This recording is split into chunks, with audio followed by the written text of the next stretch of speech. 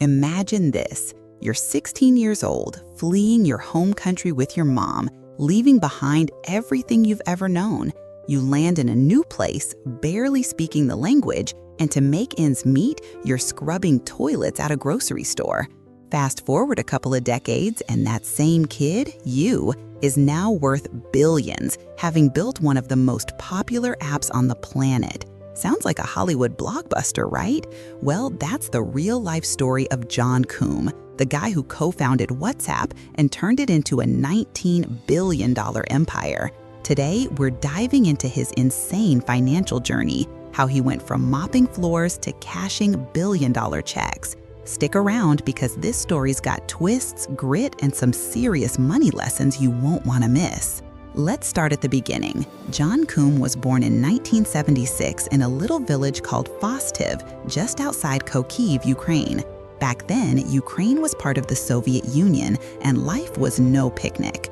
John's family lived in a small house with no hot water. Yeah, no hot showers, just cold reality. Money was tight, and they had to watch what they said on the phone because the government might be listening. Crazy, right? But that tough environment planted a seed in John, a deep need for privacy and a hunger to break free. When John was 16, things in Ukraine got messy. Political unrest was brewing, anti-Semitism was rising, and his mom said, enough's enough. So in 1992, they packed up what little they had, about $200, and moved to Mountain View, California. Think about that, leaving your whole world behind with just a couple $100. They got a tiny 2-bedroom apartment through government help, and John's mom started babysitting to scrape by. But it wasn't enough. John had to step up, so he took a job as a janitor at a grocery store. Picture him, 16, pushing a mop, cleaning up spills, all while trying to figure out this new country. Can you imagine being that young in that spot and still dreaming big? Most people would have just clocked in, clocked out, and called it a day. Not John. Even with the odds stacked against him, he was obsessed with computers. He didn't have fancy tech at home, so he'd hit up a used bookstore and grab old programming manuals. That's right, he taught himself to code with beat-up books while working a janitor gig. He even joined a hacker group called 0000, rubbing shoulders online with tech nerds who'd later create stuff like Napster. Wild, huh? But life kept throwing punches. When John was 24, his dad passed away back in Ukraine. Then his mom got hit with a cancer diagnosis. Medical bills piled up, and they were surviving on food stamps. It was grim. John enrolled at San Jose State University to chase his tech dreams, but he had to work as a security tester to pay the bills. Things were tough, really tough. So, how does a guy go from that to billions? Hang on, because the next part's where it gets juicy. Fast forward to 1997, John lands a job at Yahoo, yup, the big internet player back in the day. He's an infrastructure engineer, which is a fancy way of saying he kept the tech running smooth. There, he meets Brian Acton, a guy who'd become his ride-or-die business partner. John spent almost a decade at Yahoo, soaking up everything he could about the tech world. But by 2007, he was burned out. Yahoo was shifting gears and John wasn't feeling it, so he and Brian quit. What would you do if you walked away from a cushy tech job with no plan? Most people would panic. John, he took a gap year. He traveled South America, Europe, just chilling and thinking. Then in 2009, he buys his first iPhone. He's messing around with it and has this light bulb moment. The App Store's about to explode. He's like, I could build something here.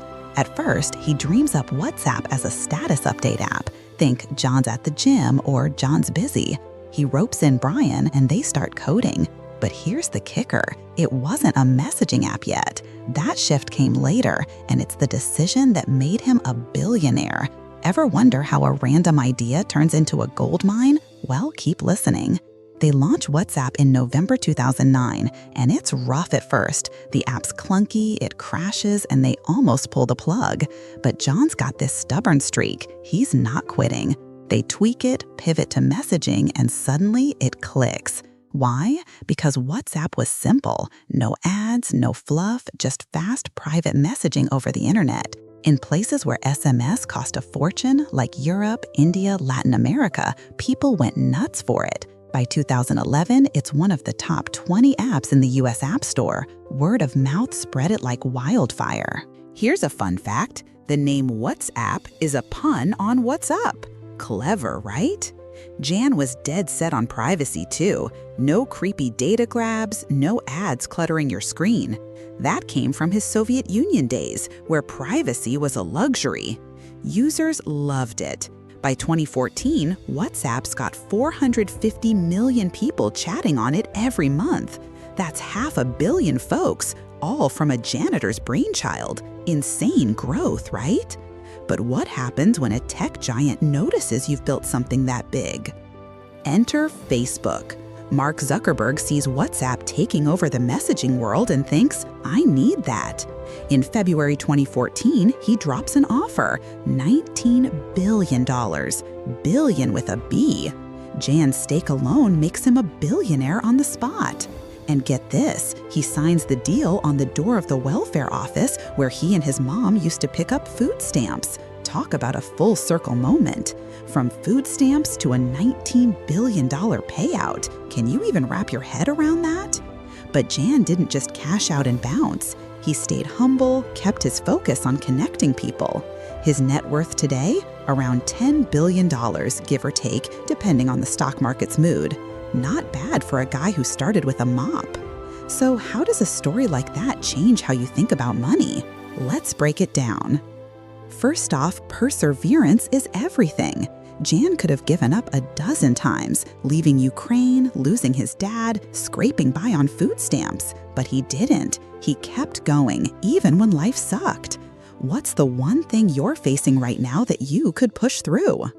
Second, invest in yourself. Jan didn't have a fancy degree or rich parents. He had grit and those bookstore manuals.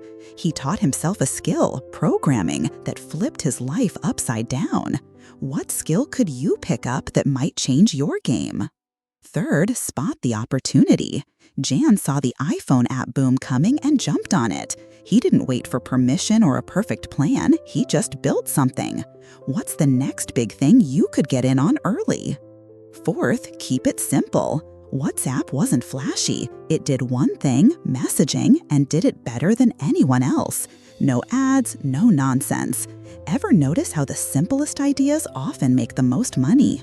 Finally, play the long game. Jan could have slapped ads on WhatsApp early and made a quick buck. Instead, he built something people loved, something lasting, and cashed out huge. Are you thinking short-term or building for the future? Jan Koum's story isn't just about money. It's about what you do with what you've got. He started with nothing but a mop and a dream and turned it into a $19 billion empire. If he can do that, what's stopping you? Maybe you're not scrubbing toilets, but we've all got our own messes to clean up, right? So that's Jan Koum, from janitor to billionaire, from food stamps to Facebook's biggest buyout. A kid who wouldn't quit, who bet on himself and won big. Next time you're feeling stuck, think about him mopping that grocery store floor, dreaming of code. Maybe your billion-dollar idea's just one step away. Thanks for hanging out with me. If this story lit a fire under you, smash that like button, share it with a friend, and subscribe for more crazy money tales. Oh, and drop a comment. What's your biggest takeaway from Jan Koum's wild ride? Ever turned a tough spot into a win? Let's chat about it.